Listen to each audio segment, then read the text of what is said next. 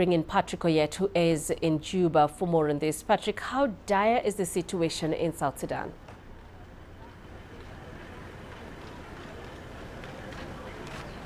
Penina, the situation in South Sudan is extremely dire because of various reasons. Reason number one is the flooding. The government is saying more than 60% of the country is experiencing negative impact of flooding. People have been displaced from their homes. It is not only displacement, it is also loss of livestock, loss of farm produce, and these people depend on food aid. Then you have another problem, which is internal conflict. This intercommunal conflict has also displaced people from their homes. They are in internally displaced persons camps. For example, when you go to the northern part of the country near Bie, people are displaced. They are out of their farms. Their livestock have been lost. So they also need food aid.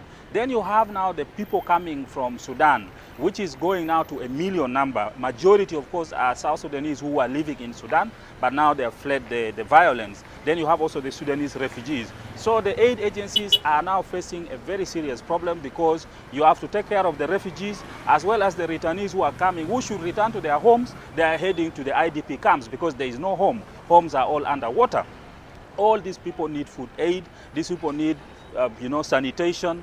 They need clean water. They need toilets. They need latrines. So all these are all on aid agencies, and this is really, really very, very heavy, and that's why the aid agencies are saying the situation is really dire, Penina. Right. So talk to us about the kind of help that is needed there. I mean, you've mentioned some of those things, and what government and its partners are doing to help those severely affected.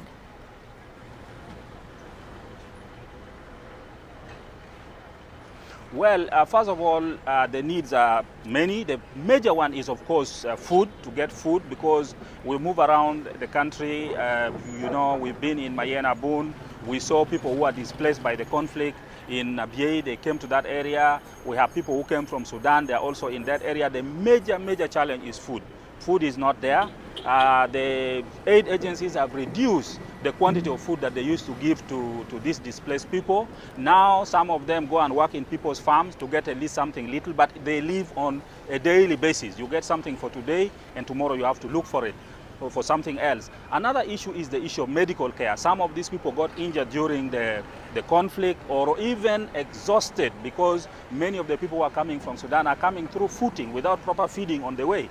They reach, they need medical help, and this medical help is hard to come by. So the needs are enormous, leave alone the other. For example, they need plastic sheets where they can at least put some structure, some temporary structure to stay on. So you find some people are staying under trees. So all these are really needed. For the government is facing a lot of challenges because of the issue that affected also the government in terms of the oil.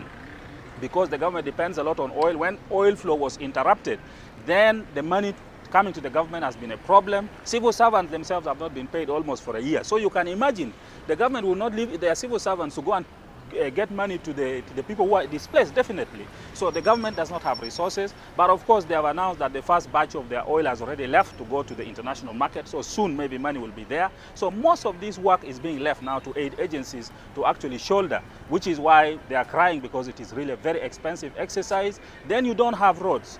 With the flooding now, roads are cut off. There is no way, you have to fly. Most of the aid agencies are actually protecting only the airstrip by building dikes around. They have to fly food there. Very, very expensive exercise, but that's the only option that they have, Penina. Wow, there's a lot to be done there. Patrick, thank you for speaking to us about that. Patrick Oyet, live for us there in Juba.